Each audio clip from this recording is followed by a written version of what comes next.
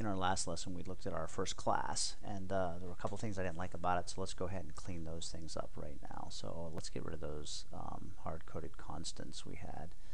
So they were over here, 1e to the 3, 1e to the 6, 1e to the 9th. So let's create, I think maybe I'll make these public. Just, they don't really need to be, but I think just because it'll help me explain the static keyword a little better. So static const double, and then so these are just conversions, nanoseconds per microsecond, say. In newer versions of C++, you can actually put the value here like this, but in other older versions and possibly what you're using on the robot, you can't do that. You can only do it with ints. Other types aren't supported. So I'll just show you the kind of the pain in the butt syntax. So let me create them all first. So we're going to want to get rid of all three of those constants. So we got to, and then static const, and I'm going to explain a little bit of this in a second. Per second. Okay, but first the syntax. And let's switch over to the CPP now. And what you do is, remember, every time you're dealing with a class, well, put the type first, but then you put the class type, the class name, time, and then we call this nanoseconds per. And actually, if I go back over here and I hit save, my type ahead should work. Okay, so there's my nanoseconds per microseconds equals 1e to the third. And then do that again. Okay. And that equals 1e to the sixth. And double.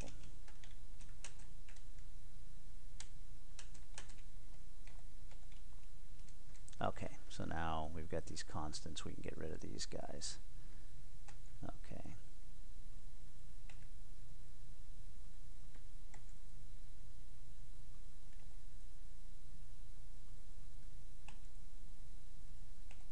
Let's compile that. Double click this again because I got something wrong.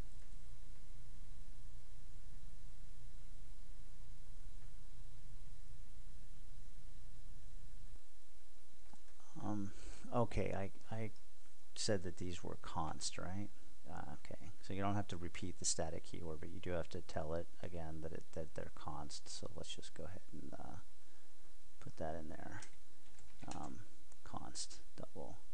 Okay, and let's recompile that. Okay, so now that works, and let's just come back over here and run again and make sure we get the same. It went by so fast. We get the same results. Okay, so that was just to show you the syntax. Now, I put them in the public section. Normally they would be in private, but so static in this case. I don't know if you remember from our first lesson, but static in main, if we use the static keyword up here, it kind of meant it was only visible in this file. Static for a local variable means that variable will retain its value when the function is called multiple times. So main isn't a good idea, but in any subroutine we'd written. So this is the third use of static. Static means this variable belongs to the class time. It doesn't belong to an instance of time. So you're not used to these terms, I know, but as an example, m time in nanoseconds, that only belongs to an instance. You have to create a time class, and then that comes into being, and then nanoseconds and microseconds and milliseconds can all use that and get to that.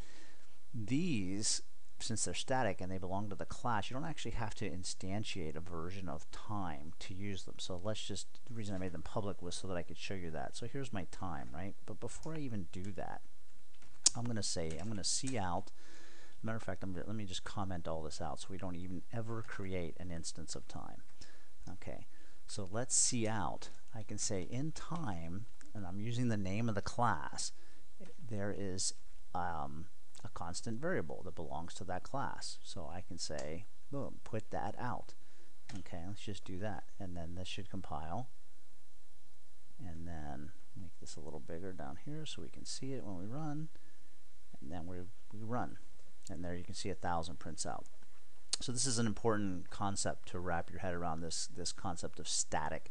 You can have static constants the way I showed, and you can have static variables, and you can have static functions and static methods.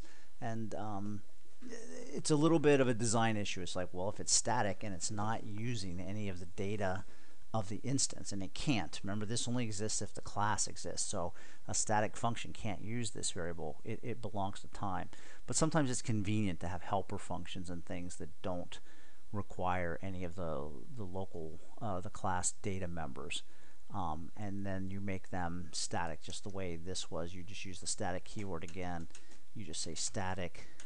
If it's a function, then you put the return type. If it's a method, you say static void. You know, and it can have any name, some helper method, and then it can take parameters, and boom. So matter of fact, let's make this do something. Let's just say let's make it return a string. So let's say we have a static string, some return I'm helpful. Okay. So if this were if I didn't have this static keyword here, I would have to create an instance of time to get to this method, and we'll probably do that as well. So if we come back here, so again, I basically use the same syntax. Let's just say time : some helper method, like that. Okay, so again, I haven't created an instance of time. I'm just using the static method on the time class. And we run it, and we have an error. Is not a member. Let's see why not. Okay, string does not name a type. Oh, of course. So we need to include here string, and string is in std, and it's never a good idea to put using statements in your .h files. So we'll just specify it like that. Let's compile that. Okay, just pop back over here. You don't have to, but what's going on? There we go. And let's run. And there you go. You can see it call that. So now let's go ahead and let's get rid of the static keyword. Let's just come over here and delete that. Okay, so now this won't even compile because this syntax is not good. Well, let's just get the error. Okay. All right, cannot call member function. See, now it's a member function. It's no longer static without object. That means it wants an instance of the object. So let's get rid of this. We can leave this. Nanoseconds per microsecond is still good. Let's comment back in our code here. Okay. And then what we'll do is we can say on my time, well, let's see out it. So we can see out my time, some helper method. See, it shows up now and everything looks good because now we took away that static keyword. So now it exists on this instance that we created of my time. So let's compile that. Now it looks good, and now we run. And there you go. You can see I'm helpful down here at the bottom. So that's what and it's pretty useful, and it's well worth knowing that that's what the static keyword does here. So now that we've got that explained, I don't really want people to see my my constants, so I'm going to move them down here. Now this won't compile again because I'm trying to use them right up here. So it's going to tell this, well, that's not a very helpful error message within this context. Maybe over here in time.h it gives us a better, yeah, you see it's saying it's private. And it's like, well, of course I know it's private, but you're trying to use it as if it's not over here. So that's why you're getting the error. So those are now, that's what happens when you try and access a private variable or member method from outside the class, because we're in main, we're not in the class. So now it compiles, and now we're running again. All right.